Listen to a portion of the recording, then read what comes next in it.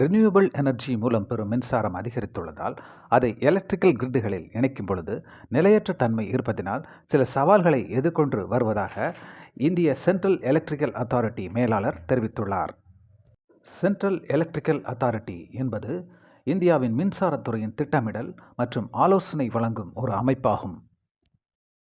மின்சார உட்கட்டமைப்பு 4ஆக பிரிக்கப்படுகிறது.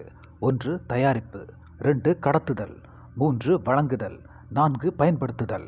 முதலில் தயாரிப்பு. தயாரிப்பு என்பது நிலக்கரி, தண்ணீர், சூரியன், காற்று மூலம் தயாரிக்கப்படுகிறது. இரண்டாவது தயாரித்த மின்சாரத்தை கடத்துதல், அதாவது டிரான்ஸ்மிஷன். இதை உயர் மின்னழுத்த கேபிள்கள் மூலம் தயாரிக்கப்பட்ட மின்சாரம் மாநிலங்களுக்கு வழங்கப்படுகிறது. இதை power grid corporation of India limited கவனித்துக் கொண்டு வருகிறது. மூன்றாவது வழங்குதல், அதாவது டிஸ்ட்ரிபியூஷன். இங்கு டிரான்ஸ்ஃபார்மர் மற்றும் குறைந்த மின்னழுத்த கேபிள்கள் மூலம் வீடுகள், கடைகள், தொழிற்சாலைகளுக்கு வழங்கப்படுகிறது. இதை எலக்ட்ரிசிட்டி போர்டு மற்றும் டிஸ்காம் நிறுவனங்கள் கவனித்துக் கொள்கின்றன. கடைசியாக பயன்படுத்துதல். இதை மக்கள் வீடுகள் மற்றும் தொழிற்சாலைகளில் பயன்படுத்துகிறோம். பவர் இன்ஃப்ராஸ்ட்ரக்சர் என்பது பவர் உட்கட்டமைப்பு. மின்சாரம் தயாரித்து வீடுகள், அலுவலகங்கள், தொழிற்சாலைகளுக்கு வழங்குவதை உட்கட்டமைப்பு என்கிறோம். பவர் உட்கட்டமைப்பில் ஒரு பிரச்சனை வந்தால் அது மற்ற பகுதிகளை தொடர்ந்து பாதிப்பை உண்டாக்கும்.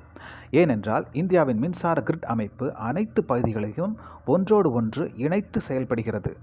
இந்தியா 500 ஜிகாவாட் மின்சாரம் நான் ஃபாசில் ஃபியூயல்ஸ் மூலமாக உற்பத்தி செய்ய உறுதியளித்துள்ளது.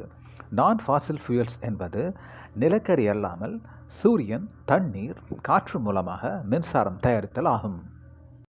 இந்தியா இப்பொழுது மின்சாரத்தை 50% மேல் நான் ஃபாசில்ஸ் மூலமாக தயாரித்தாலும் 75% நிலக்கரி மூலமாகவே தயாரிக்கப்படுகிறது. ஏனென்றால் நிலக்கரி மிக ஈஸியாக கிடைக்கிறது. இந்தியாவின் மின்சார கிரிடுகள் நிலக்கரி மின் நிலையங்களுக்கு ஏற்றவாறு வடிவமைக்கப்பட்டுள்ளது.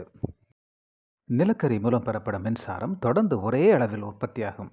அதனால் கிரிட்டுகளுக்கு எந்த பாதிப்பும் ஏற்படுவதில்லை. சூரியன் மற்றும் காற்று மூலம் பெறப்படும் மின்சாரம் திடீரென அதிகரிக்கவும் குறையவும் செய்யும்.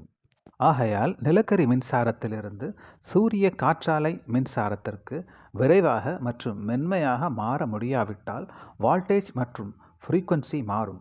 பெரிய மின்தடை ஏற்படும். இது மின்சார அமைப்பில் ஆபத்தான நிலையை உருவாக்கும்.